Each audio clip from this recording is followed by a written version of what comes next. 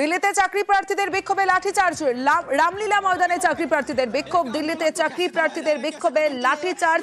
একাধিক অভিযোগে চাকরি প্রার্থীদের বিক্ষোভ। কি পরিস্থিতি, কি হয়েছিল, একাধিক অভিযোগ কি কি জানবো। মৈত্রেয়ী ভট্টাচার্য রয়েছে আমার সঙ্গে। মৈত্রেয়ী, দেখো, দিল্লির রামলীলা ময়দানে সমস্ত চাকরি প্রার্থীরা যারা স্টাফ সিলেকশন কমিশনের জন্য যারা পরীক্ষার্থী, এবং গত কয়েক ক্ষেত্রে দেখা গিয়েছে যে এই স্টাফ সিলেকশন কমিশন পরীক্ষার ক্ষেত্রে বেশ কিছু দুর্নীতি সামনে এসছে। কখনো প্রশ্ন ফাঁস হয়ে গিয়েছে, কখনো অন্য দুর্নীতি সামনে এসছে। ফলে স্বচ্ছ পরীক্ষার দাবিতে বিভিন্ন রাজ্যের পড়ুয়ারা আজকে রামলীলা ময়দানে এবং তাদের শিক্ষকরা আজকে তারা উপস্থিত হয়েছিল এবং সেখানেই তারা বিক্ষোভ দেখাচ্ছিল।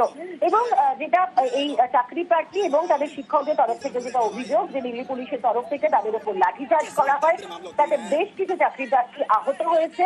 এবং তাদের বক্তব্য যে তারা সেন্ট্রালাইজ যে পরীক্ষা হয় সেই কেন্দ্রীয় পরীক্ষায় যাতে স্বচ্ছতা থাকে তার দাবিতে তারা রাস্তায় নেমেছিলেন।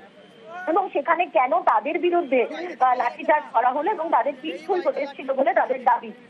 এবং যেটা এখনো পর্যন্ত জানা যাচ্ছে যে দিল্লি পুলিশের তরফ থেকে বেশ কিছু বিক্ষোভকারীকে আটকও করা হয়েছে এবং বেশ কিছু চাকরি প্রার্থী বিক্ষোভকারী তারা আহত হয়েছে, তাদের হাসপাতালে চিকিৎসা চলছে। অবশ্যই বেশ। एक आंदोलन को कैसे दबाया जा रहा है, कैसे खत्म किया जा रहा है, ये देखो, एक आंदोलन को देखो, एक टीचर्स को